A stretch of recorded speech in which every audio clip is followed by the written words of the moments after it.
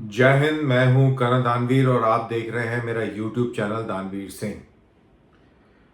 जैसा कि आप सबको मालूम है, G20 की मीटिंग होने वाली है दिल्ली के अंदर। इनफैक्ट दिल्ली 2-3 दिन के लिए बंद भी रहेगी उस दौरान।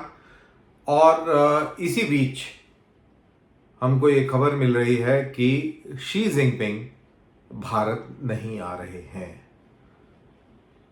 अभी कंफर्म नहीं है, लेकिन ऐसे संकेत मिल रहे हैं। हो सकता है वो आ भी जाए, लेकिन अभी फिलहाल जब हम बात कर रहे हैं तो संकेत ये है कि वो हिंदुस्तान नहीं आ रहे हैं। और वहीं रशिया के राष्ट्रपति पुतिन, उन्होंने भारत आने का अपना जो न्योता था उसको रद्द कर दिया है। वो भी नहीं आ रहे हैं। तो बेसिकली ना पुतिन आ रहे हैं ना शी जिनपिंग आ रहे हैं। तो क्या माना जाए कि ये G20 की जो मीट है, समिट मीट है, ये लैकलस्टर होगी या मतलब कि इसकी जो चमक है वो कम पड़ जाएगी? ये एक बहुत बड़ा सवाल है। और इसके ऊपर बहुत विश्लेषण कई लोग कर रहे हैं। हमारे भारतीय मीडिया में भी कर रहे हैं, पाकिस्तान में भी इस चीज़ की दिलचस्पी है और दुनिया भी इस चीज़ को अपने अपने तरीके से इंटरप्रेट कर रही है। अब एज एन इंडियन मुझे क्या लगता है, अभी देखिए हिंदुस्तान के अंदर अभी आप देखें जो पॉलिटिकल सीन है, नरेंद्र मोदी एक तरफ है और I.N.INDIA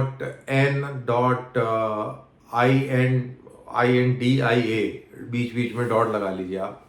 ये अलग मुंबई में मिले और इनकी एक अलग कहानी चली जिसमें सारे ऑपोजिशन लीडर थे और ये सारे सारे मोदी को घेर रहे हैं। वहीं राहुल गांधी जो हैं मुख्य विपक्षी पार्टी के नेता, दैट इज कांग्रेस, वो भारत को घेर रहे हैं। चाहे वो बात गलवान की हो या चीन के किसी भी रूप में हो, वो मोदी साहब को घेर रहे हैं और भारत के ऊपर सवालिया निशान लगा रहे हैं।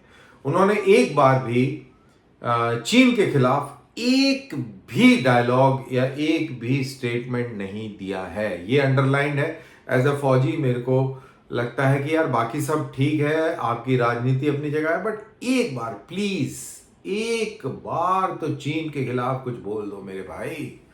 बड़ा अच्छा लगेगा कि यार क्योंकि राहुल गांधी को क्योंकि इंडिया एक बहुत ही डेमोक्रेटिक कंट्री है, यहाँ पे बहुत सारे लोग राहुल गांधी को भी पसंद करते हैं, लेकिन अक्सरियत यहाँ पर मोदी वाली है। तो इट इज मोदी बनाम रेस्ट और उसमें राहुल गांधी एक इंपॉर्टेंट एस्पेक्ट है। तो मेरी as a nationalist, I am a nationalist, मैं कोई भी चीज देश के खिलाफ होगी तो मैं उस चीज का समर्थन नहीं करता हूं। और मेरे को ये सिर्फ एक ही मेरी तमन्ना और मेरी एक ही रिक्वेस्ट और मेरी एक ही इल्तिजा है कि भाई प्लीज एक भारत के लिए भी बोल दो, चीन के खिलाफ एक शब्द तो निकाल दो। लेकिन ऐसा नहीं है। बहरहाल तो ये मैंने थोड़ा सा ज्यादा खींच दिया as far as Rahul Gandhi is concern and as far as Rahul Gandhi things are concern, but this is the fact, this is the fact. तो अब शी जिनपिंग यहाँ पे नहीं आ रहे हैं और तो इससे क्या होगा और वो पहले आ क्यों नहीं रहे हैं? इसमें दो तीन चीजें हैं। सबसे पहला, उन्होंने एक भारत का एक अपना चीन का नक्शा निकाल दिया है जिसके अंदर अरुणाचल प्रदेश और अक्साई चीन उन्होंने अपने इलाके में डाल दिया। तो एक तो ये कार्टोग्राफिक एग्रेशन मैं इसको कहूंगा, ये बात है। दूसरी चीज, शी जिनपिंग और जो बाइडेन की एक मीटिंग होनी थी और उस मीटिंग की बड़ी जबरदस्त तैयारी भी चल रही थी, लेकिन इस दौरे के रद्द होने से जो बाइडेन के मंसूबों पर भी पानी फिरता है और अमेरिका जो चाह रहा था इस G20 मीट के माध्यम से, वो कहीं सफल होता नहीं दिखता। तीसरी चीज, शी जिनपिंग पुतिन के यार हैं। पुतिन हिंदुस्तान नहीं आ रहे हैं, उनके खिलाफ बहुत सारे सैंक्शंस भी लगे हुए हैं और वारंट भी निकला हुआ है। खैर वो हिंदुस्तान में इन चीज़ों की कोई परवाह नहीं है, लेकिन वो हिंदुस्तान नहीं आ रहे हैं, वहाँ उनके यहाँ भी हालात ठीक नहीं हैं। हमने देखा कि कैसे वैगनार के थ्रू एक बारी कू होने की संभावना बहुत जटिल हो गई थी और वहाँ भी उनकी सिचुएशन ठीक नहीं है और वो अपने इलाके को, अपने ऑफिस को छोड़ना नहीं चाहते हैं। ये पावर डायनेमिक्स है, पावर गेम्स हैं, इंटरनल एस्पेक्ट्स हैं, तो ये भी एक बहुत गंभीर समस्या है। तो क्योंकि पुतिन नहीं आ रहे हैं तो शी जिनपिंग अकेले पड़ जाएंगे, क्योंकि भारत की अगर बात करी जाए तो भारत मानो या ना मानो अब रूस के खेमे से अलग हो चुका है। भारत की सिर्फ जो रिक्वायरमेंट रूस से है अभी सिर्फ तेल की है। तकनीक के मामले में रूस उस लेवल पर नहीं है जिस लेवल पर तकनीक हमें अमेरिका मुहैया करा रहा है। अमेरिका हमें जदीदतरीन तकनीक मुहैया करा रहा है जो कि रूस किसी भी हालत में हमें नहीं करा सकता है। तो अगर रूस हमें तकनीक नहीं दे सकता है, रूस से कोई और रॉ मटेरियल हमारे पास नहीं आता है, रूस की सेनाएं उतनी प्रबल नहीं है, हमने यूक्रेन में देखा कि किस तरीके से वो मात खा रही हैं, तो रूस की जो स्टेटस और स्टैचर है उसके ऊपर सवालिया निशान खड़ा हो जाता है। और ऐसे में क्या भारत को रूस के ऊपर पूरी तरह लीन कर जाना चाहिए, उसके ऊपर निर्भर करना चाहिए? जवाब है नहीं। लेकिन क्या भारत को रूस को एकदम दरकिनार करके छोड़ के और अमेरिका की गोदी में बैठ जाना चाहिए? इसका भी जवाब है नहीं। तो ये सिचुएशन भारत के लिए बहुत ही टाइट है, लेकिन नेवरदलेस जो आज के जमाने की और इस समय की जो हकीकत है वो ये है कि भारत पूरी तरह रूस के भरोसे नहीं रह सकता है और भारत विवश है पश्चिमी देशों के खेमे में खड़े होने के लिए, चाहे वो डायरेक्टली हो या इनडायरेक्टली हो। फिलहाल अभी हम इनडायरेक्टली वहां पर खड़े हैं। तो ऐसी सिचुएशन में क्या आपको नहीं लगता कि शी जिनपिंग अगर हिंदुस्तान आएंगे तो वो अलग थलग पड़ जाएंगे, अकेले पड़ जाएंगे?